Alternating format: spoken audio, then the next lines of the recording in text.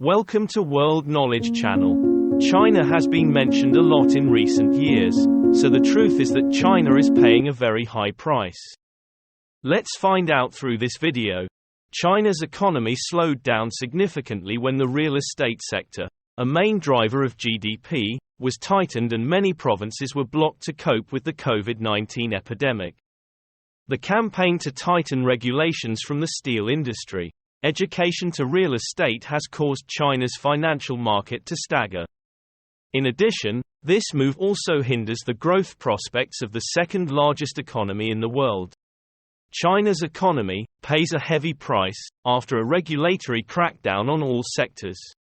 And the price to pay is as more and more Chinese real estate companies are defaulting on their loans, causing analysts at Goldman Sachs to turn to the worst-case scenario for this sector. 22 Chinese high-yield bond issuers, all related to real estate, have defaulted on USD bonds or deferred payments by swap since the beginning of this year, analysts Kenneth Ho and Chaki Ting said. With pressure mounting, we raised China's high-yield real estate bond default rate for fiscal 2022 to 31.6% from 19% previously. This is our worst-case scenario. Real estate and related industries account for more than a quarter of China's economy, Moody's estimates.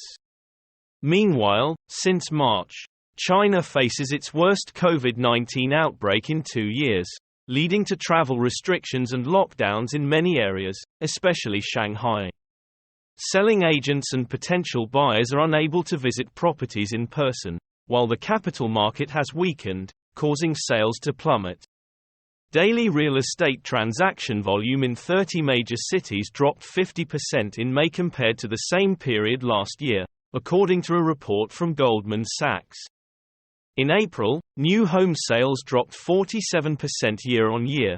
Data from China's National Bureau of Statistics, NBS, showed real estate prices in 70 major cities fell for the 8th consecutive month. Along with COVID-19, China's economy is suffering a relatively large negative impact. April retail sales decreased by 11.1%. Exceeding analysts' forecast of a decrease of 6.1%. Industrial output fell 2.9%, contrary to expectations of a 0.4% increase. Production fell 4.6%, mainly due to declines in the car and appliance manufacturing sectors, NBS spokesman Fu Linghui said. This sector also faces pressure to increase prices, lack of demand and many other influencing factors.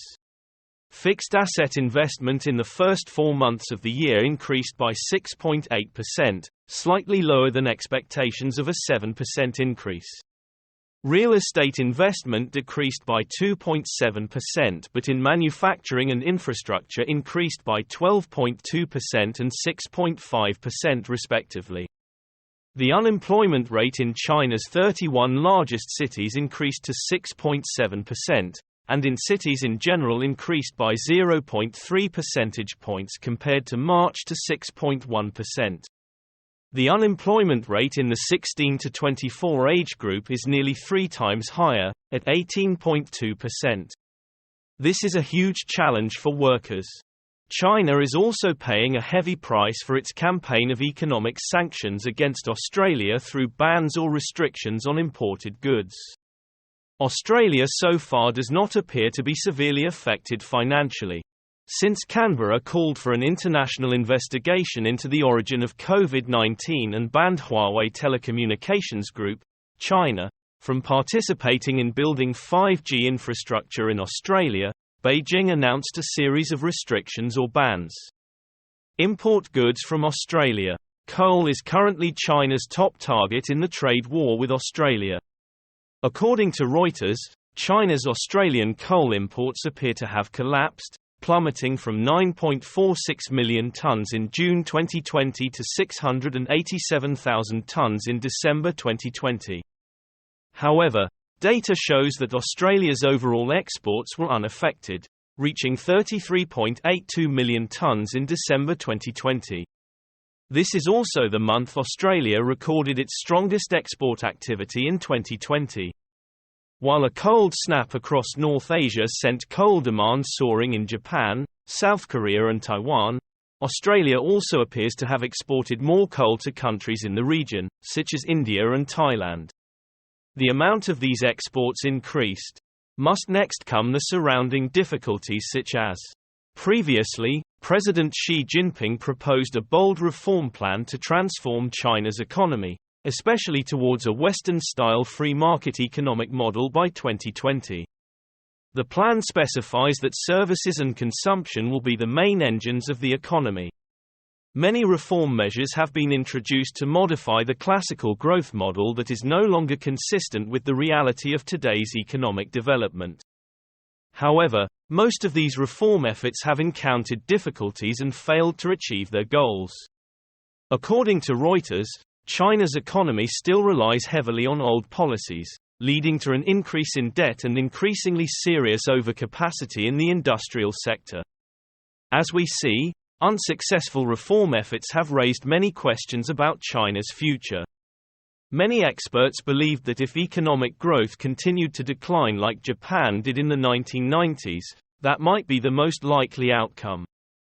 However, China also faces an even more serious risk.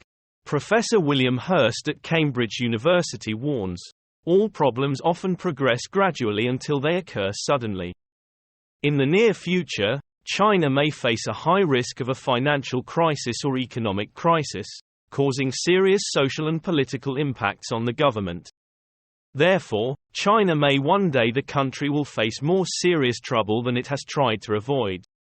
When China stepped out of the planned economy model in the 1980s, it was still an agricultural country, lacking infrastructure and manufacturing plants. However, after the 2008 global financial crisis, China met the investment needs for its development. Since then, China's real GDP has quadrupled, but debt has also increased ninefold. Big numbers, right? To maintain high growth rates, in the 2010s, China put more resources into infrastructure and real estate, while paying little attention to personal consumption. This has resulted in consumption as a share of their GDP being lower than in most other countries. At the same time, the policy has increased the proportion of the real estate sector in the economy to 25% and has caused local governments to rely too much on debt. The pandemic, population fluctuations and political tensions combine to complicate these issues. Even though China has reopened its economy in 2023, the recovery is still going uphill challenges. So we can see that Beijing has signaled that it will introduce more regulations for businesses in the coming years. However, economists say that the country's authorities need to carefully control the speed and intensity of implementation of regulations to prevent the economy from weakening faster than expected this year. Commenting during a recent visit to Hubei province, President Xi Jinping said China will strive to complete major economic and social development goals set for this year, while maintaining epidemic control. Severe illness. Although it is difficult to determine the direct impact, these are also changes in the Chinese economy when new regulations are applied. China has three main solutions to completely solve its current economic troubles, including accepting a crisis to puncture the real estate bubble, extending the process of adjusting the economic model to dozens of years, or reform the growth model. But no matter what choice it makes, it is difficult for China to avoid pain. This video shows us the reality of the difficulties and challenges that China is having to pay. If you find the video useful, please share with more people and subscribe to the channel. Like and have any questions, please leave a comment below. Thank you for your interest in following. Hello and see you in the next video.